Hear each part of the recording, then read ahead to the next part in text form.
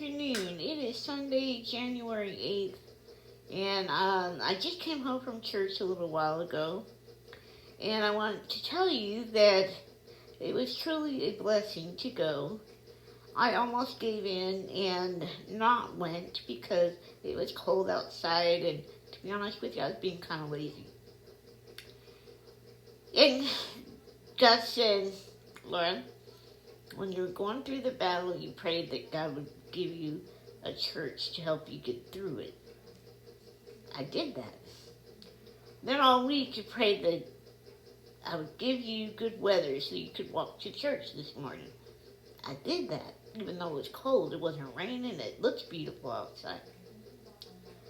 So, if for no other reason, this morning I went to church with the mindset of pure obedience. And I put my praise and worship music on while I'm walking down the street because I know that also helps get me in the right spirit of things. And I'm always praying when I go down the street, whether I'm going to church, or the store, or wherever I'm going, just because, I always feel more of God's presence that way. And, kind of like the armor of God is around me. And I don't live in the best of neighborhoods. But, so anyway, it was kind of a blessing because for New Year's Eve, the church had put on a New Year's Eve Zoom prayer war meeting kind of thing. And I was able to join them on Zoom, and I really didn't really think about participating as far as speaking. I didn't even know that was going to be an option. I figured that was for the actual members and for the ministers and the deacons and the elders and whatnot. And so I was listening, and then I heard some other people give their testimonies. And, there's a lot of people battling, not just my family, with a lot of loss from family and friends, the pastor himself. And I don't know how he deals with not only his loss in his own family, but dealing with the loss of so many people in the church who have passed away, or, they've known somebody who's passed away.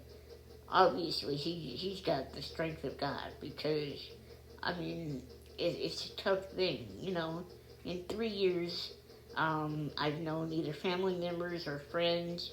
I've lost 8 people, and then on top of that, I was trying to help other people who were also losing people.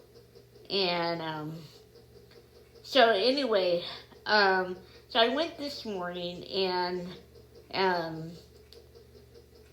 it was a blessing to have people before church come up to me and say, "Hey, we heard some of your testimony on the Zoom from New Year's Eve." And I was like, "Oh, wow, okay." And so then after service, more people came. And I was like, okay, this is interesting, because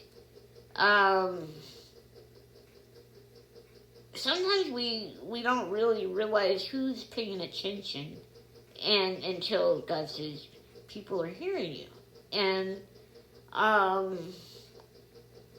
that, it's not going to starve for attention or anything like that, but one of the reasons that I did pray to God for a church was because I need more fellowship in my life. I had left another church almost 30 years ago, mostly because they moved out of the area, and I just really thought, well, I had, kind of a bad feeling about churches at the moment. Too long of a moment, I guess. And so when God, I heard pastors say, God sends people after you. God chases after you. He sure does. Because, before I came to the church, I knew I couldn't get through the loss of my sister. That was just like the final straw. I couldn't handle any more loss. And so I prayed and I asked God to send me to a Christian counselor. And He did. He brought me a Christian counselor. And she's been fantastic. And so to be honest with you, I feel like she kind of prayed me into this church, even though she is not a member of this church. But she kind of helped me seek out churches that were nearby. And it's really funny that I end up back in the same building as where the church I used to go to it was.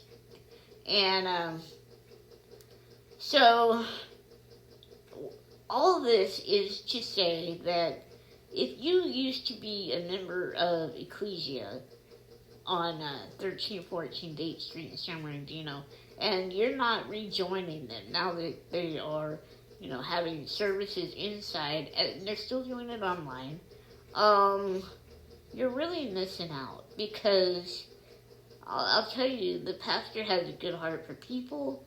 He has definitely a heart for God. He speaks nothing but the truth.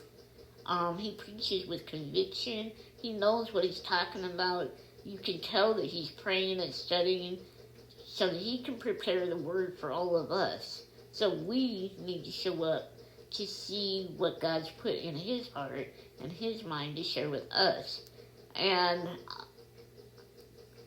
over the last 3-4 months, that either in person or online, but more so in person, there's not been one time that I've walked out of that church, including from the very first day, that I did not feel blessed. And every time I keep going, I feel more blessed. And so I just want to say thank you, Ecclesia. Thank you, Pastor Joshua Beckley and his wife, Linda Beckley, for having me. And you're really a blessing. So, thank you.